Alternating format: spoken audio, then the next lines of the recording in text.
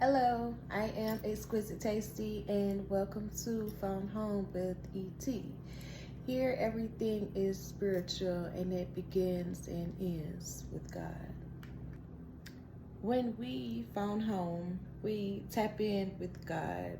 We connect deeper with ourselves in search of deeper, most profound truths. And that's what we will do here on Phone Home with ET.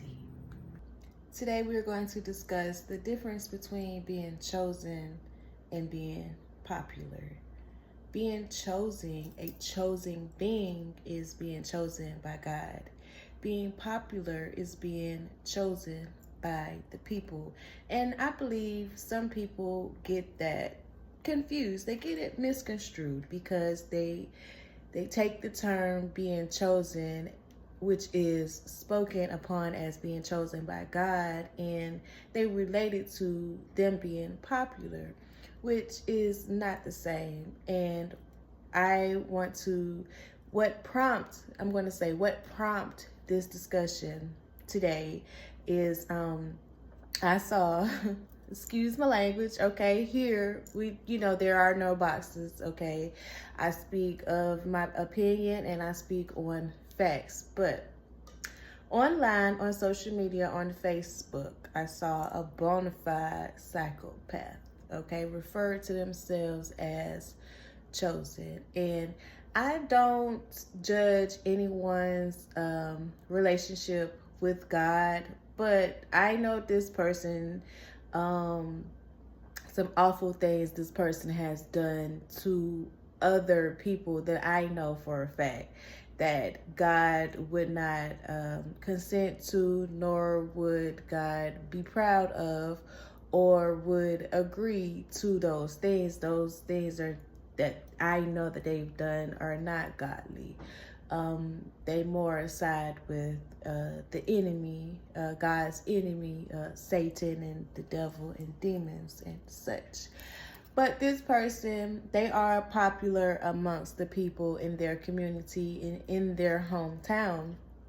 But they refer to themselves as being chosen, as being a chosen being. And I wanted to tap into that and discuss that on a deeper level, if I may. So I'm going to speak as a chosen being myself. And I too know that I am chosen because me and God, the Most High, are like this, right?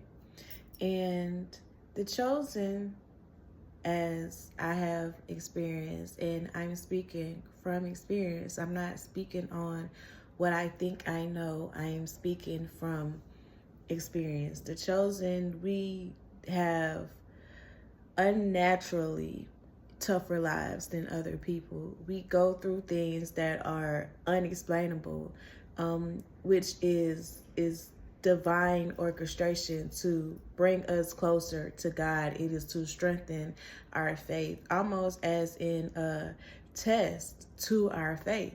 Because before I started my journey to really figure out and learn who I was as a chosen being, I heard God clearly ask, and this was at the peak of my career as a hairstylist, and I heard God ask me, if you was to lose it all, would you still be mine? Like, would I still be a child of God? And my answer was yes. And I started losing it all. I started losing my clients, business slowed down. I had to leave my apartment because of supernatural reasons. We'll talk about that in another episode, but life just went astray. I was losing friends, family members. They weren't dying, but they were leaving my life.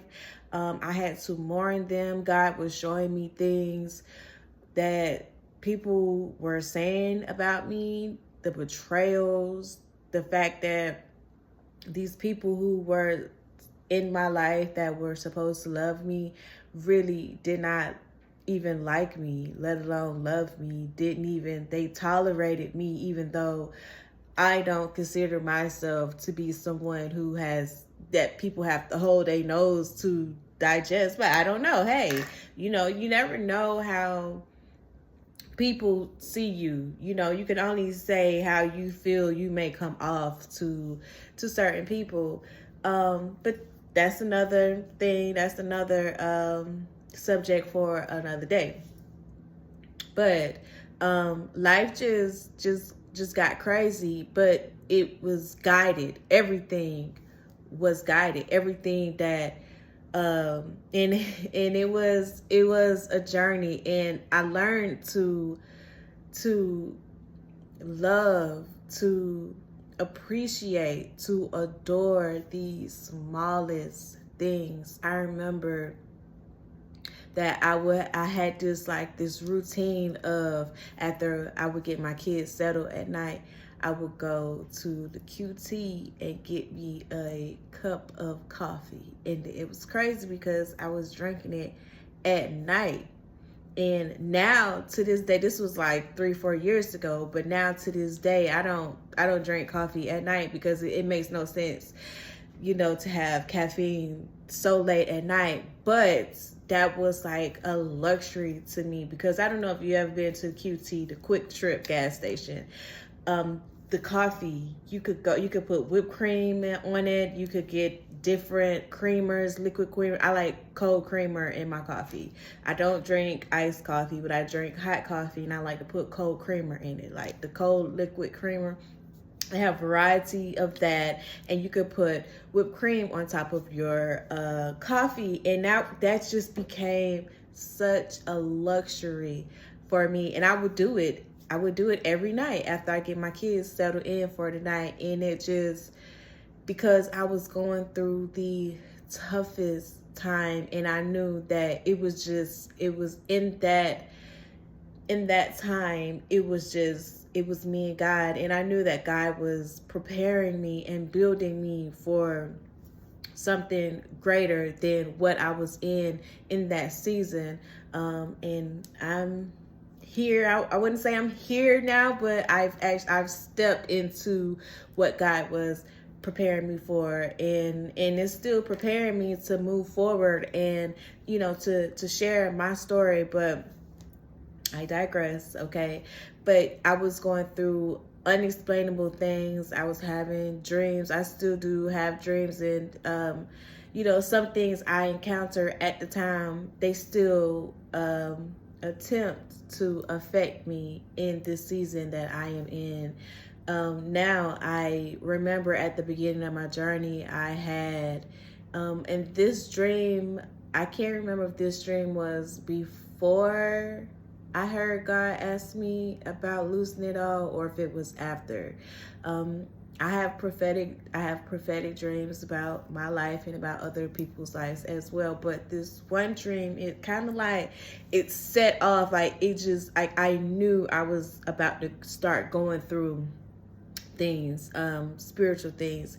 And in this dream, the devil, it was like he snatched me to hell, right? And it was like when we hit the ground, we went tumbling, and so I was off of him, and then like he was off of me, and then there was a tunnel, and at the end of the tunnel, I saw this bright light. Like I saw the sun, but it was way down there, and I had to get there.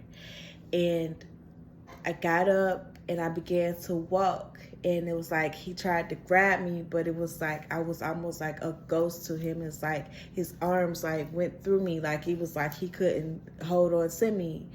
And I just kept walking, and as I'm walking, he's walking with me, and he's wanting to introduce me to all these different demons. Now, when we talk about demons, they are demons. They're low vibrational energy, and the low vibrational energy is like sadness, is being mad, is being worried, being stressed, anything that to bring your energy down that will dull your light and take away the strength, and I'm hearing clarity that God has given you. Love, demons are also could be like greed and lust. And he tried to introduce me to all these different demons. He's like, yo, look, meet my friend. And I'm like, nah, I'm good. I just kept walking. And as I was getting closer to the light, it was like he couldn't go with me. And I clearly heard him say, well, if you're not going to stay here with me, I gotta go get the person who sent me to you because they said that you would stay. So since you can't stay, since you don't want to stay, they gotta come down here with me. So the chosen don't get chosen, right? And I say the chosen versus the popular. A chosen being can be popular, but chosen ones, chosen beings, they live a set apart life. Most of us, we have our isolated periods, right? Most of us, if not all of us, have left our hometowns. We don't associate with our family, old friends.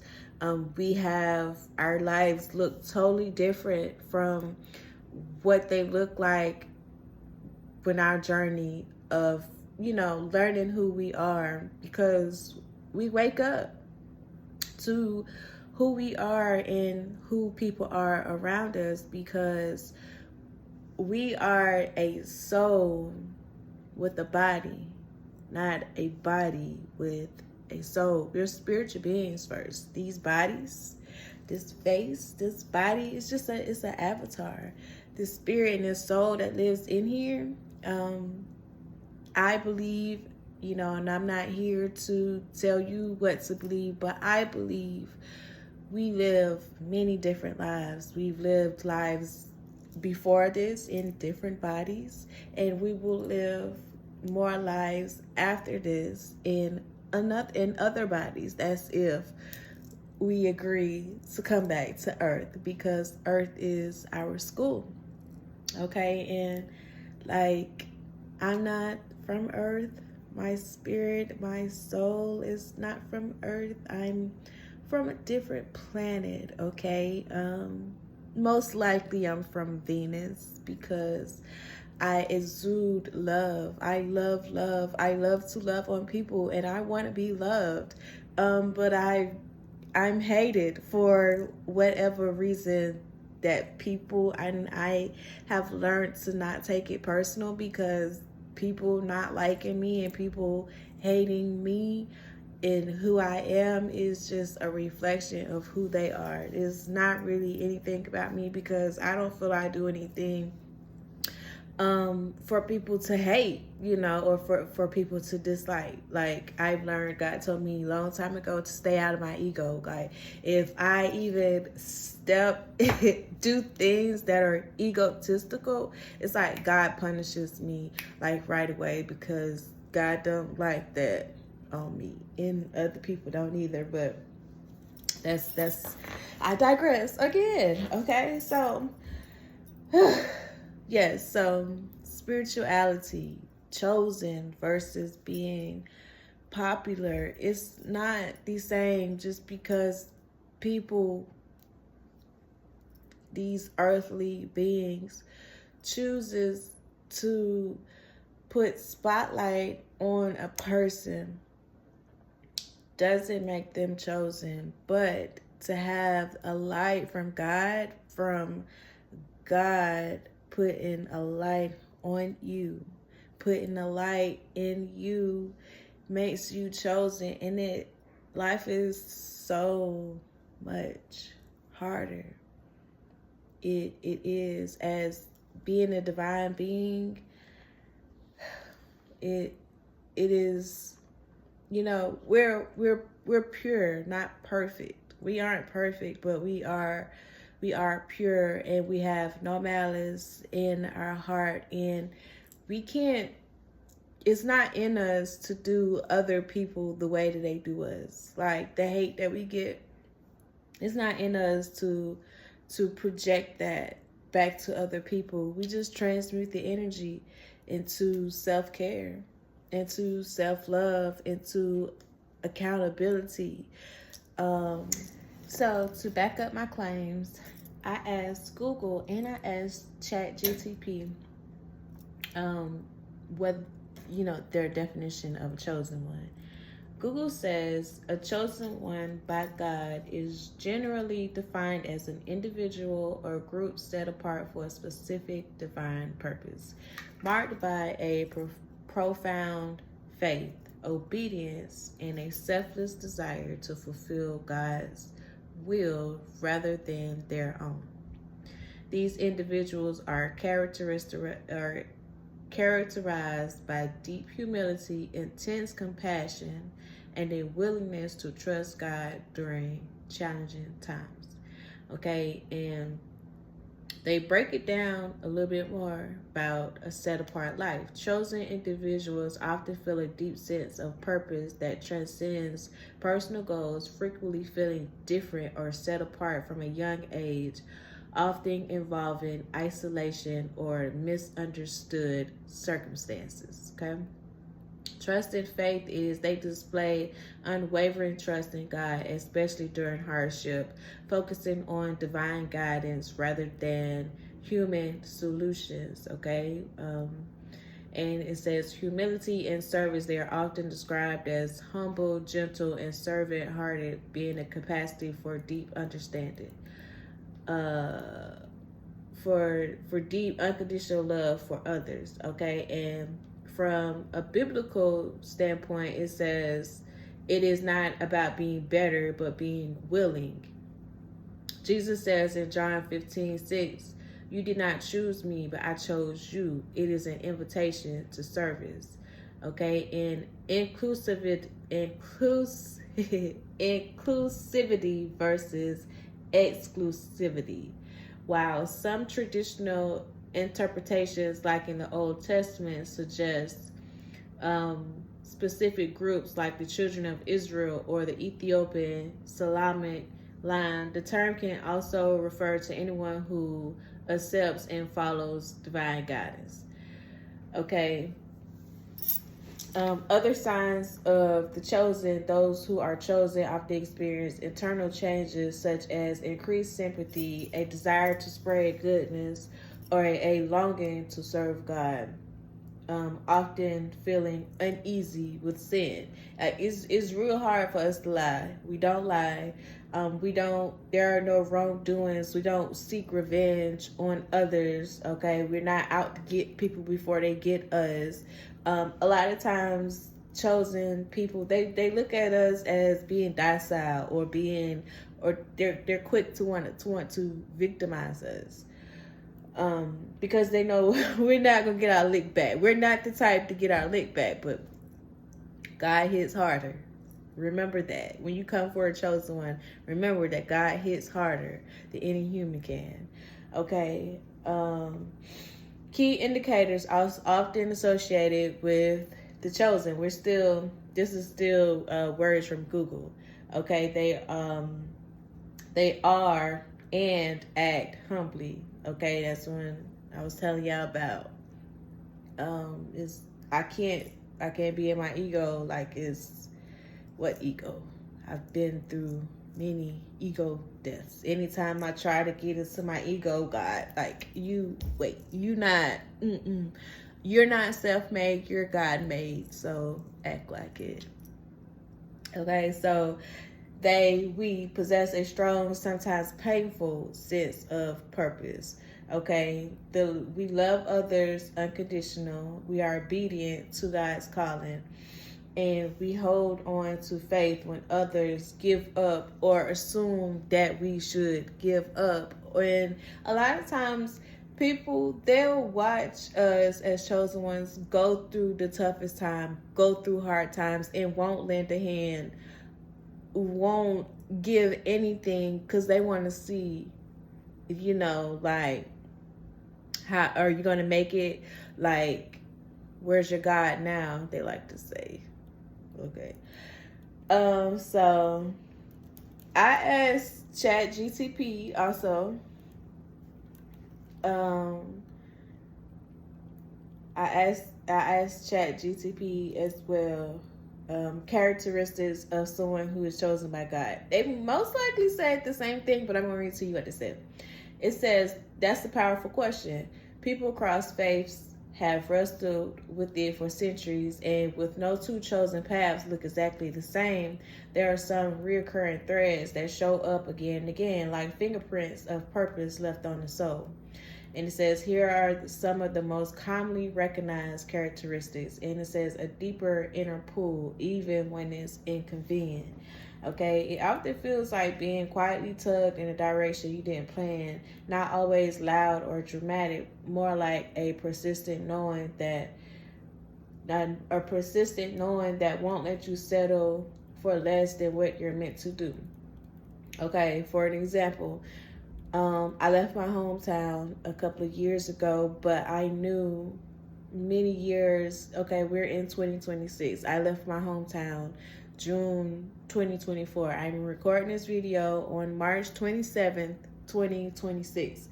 I left my hometown in June 24th, 2024.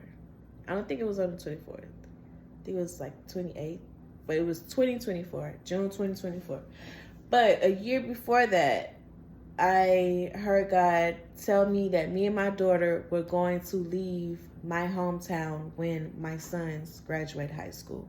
My sons graduated high school May 2024.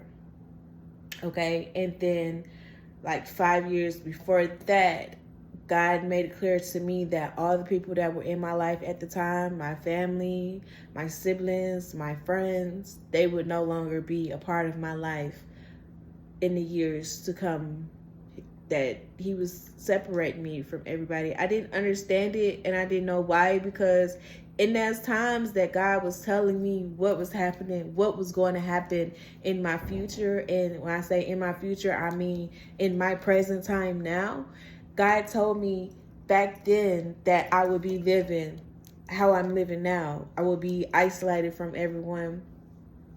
He would raise me up, but I would be away from everyone who I was around then. And it was crazy because when God told me then, it was like I didn't have issues with these people. Like, life was good, but it was like I knew it was coming, but I was just like, like, why? Like, I love these people. These are my people. Like, why do I have to leave them? Like, why? But it's neither here nor there. Okay, and it says trials that shape, not just to break. Okay, and then when God told me that, like, when God asked me, if I was to lose everything, would I still be his? Like, would I still come to, when my life started falling, okay, when I started, it was like I had nobody but God. It was like it felt like everybody's heart hardened towards me. It was like I couldn't go to nobody but God. Okay, but it says trials that shape, not just break. People who feel chosen usually go through intense challenges, not random chaos, but experiences that stretch their strength, patience, and faith. Okay, think of it less like punishment and more like forging steel, pressure, heat, transformation. Okay, so when I had to leave my apartment, I didn't want to go back home to my mother. I didn't want to go to my mother's house, but it was like God said, I need you to go back, okay? And it was like, all right. And in that time, that's when that cup of coffee became luxury for me, when I would go to the QT and get that cup of coffee, and I would sleep in my car. I didn't want to go inside my mama's house. My kids would go inside. I would get them settled inside the house, and I would sleep in my car. I slept in my car for like 2 months until God told me to go in the house. My mama would leave to go to work at 5 o'clock in the morning, and she would walk past my car to get to her car, and she never once said, come in the house. turn off your car and come in the house. I would run my car all night long because even though I was homeless, I was displaced, and I was sleeping in my car, I still was not about to sweat all fucking night. I turned my air on. I run my car so that I would be comfortable while sleeping in that car. And my mama not once said, turn your car off, go in the house. She didn't. But God said, turn your car off, go in the house. And I did, and she didn't say anything to me. She didn't say she didn't want me there, or, you know, she didn't say anything directly to me, okay? The relationship that me and my mother have is non-existent. My mom has 4 kids, and I am her only daughter. But I've always felt as though she treated me as the bitch from down the street, or how do people say, redhead stepchild. When I was younger, every summer my mom would send me to one of my relatives' house. I would be in miles away, you know, around the corner, across town. It didn't matter. But every summer up till I was 11, till the time I met my sister, yeah, I was at a relative's house. I was at somebody's house. I spent the summer with other people other than my family. Like, my brothers were home. They stayed home, my mom, but every summer she sent me off. And years ago, I asked her why, and she said, it's because you wanted to go. No, I didn't. Like, they didn't have daughters. They didn't have, like, one cousin whose house I went to, it was miles away, like 100 miles away. She didn't have kids my age. There was no kids in the house. Like, I was the kid of the house. Like, I would play with the neighbor's kid. But there was no kids. Like, it was that isolation at a young age. We just read that. Being isolated at a young age. And I remember when me and the father of my kids were going through something, and this was like, my kids are now, my twins about to be 21 in December. My daughter will be 16 in September. So this was over 15 years ago that, you know, I came to my mother. I wanted to get advice from my mother, you know, because I was going through some things in my relationship. And she told me, like, straight up, she said, I don't want to hear nothing about you and that boy. You know, I've been took my hands off you. I know, she said, I've been washed my hands of you. She said, I've been washed my hands of you. And then I heard, okay, I don't know if it was God or if it was my ancestors, but they was like, you ain't never had your hands on her. She was never yours to have. That's why I was sent off every summer to another relative's house. But yeah, so yeah.